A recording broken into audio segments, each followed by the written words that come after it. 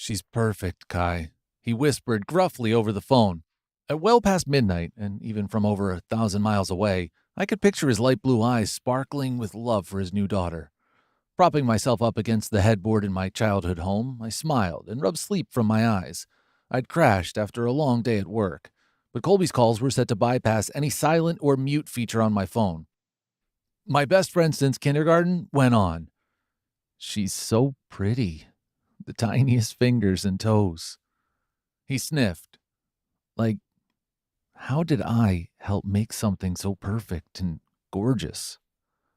I kept myself from snorting, but all I could think was, yeah, right. How did Colby Burke, the most gorgeous, amazing man I've ever known, have anything to do with creating a perfect creature?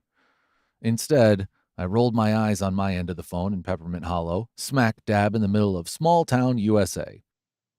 And they're just going to let us walk out of here with her? Like, what kind of system is this?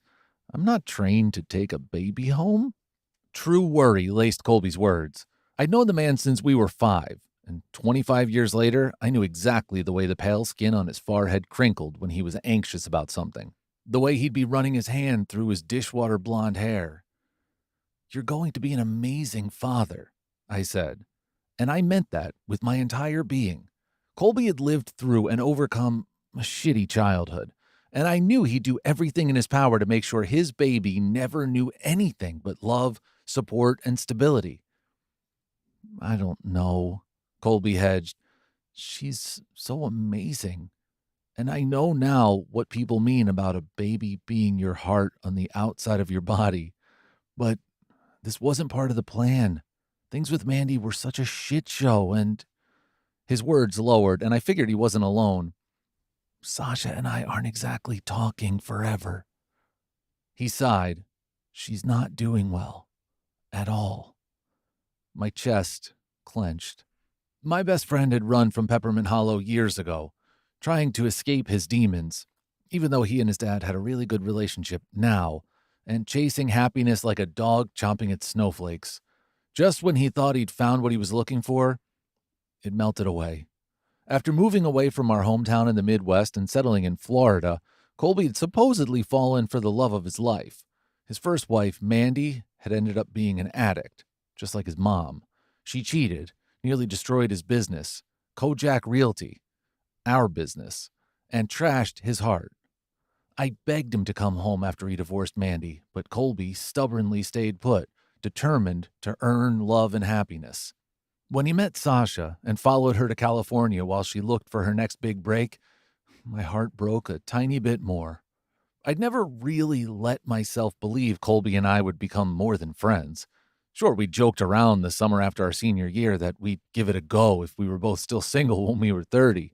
We'd been drinking and lounging together on the couch in my parents' basement, our limbs tangled together after we'd paused our wrestling match. But the tipsy pact we'd made was nothing more than ramblings. That was what my head kept telling me over the years.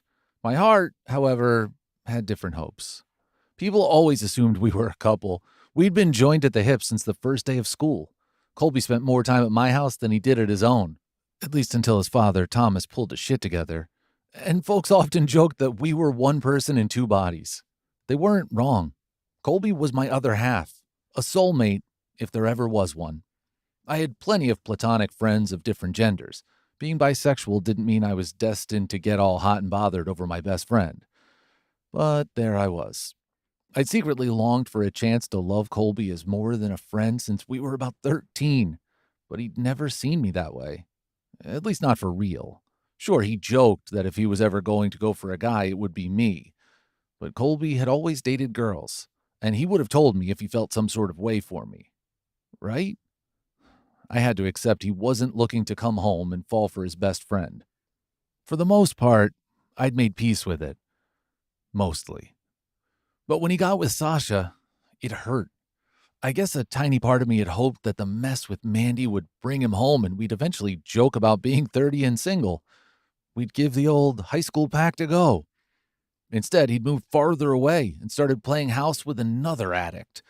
Colby made jokes about always going for the only thing he knew, which meant unstable, unreliable addicts, something he had a lot of experience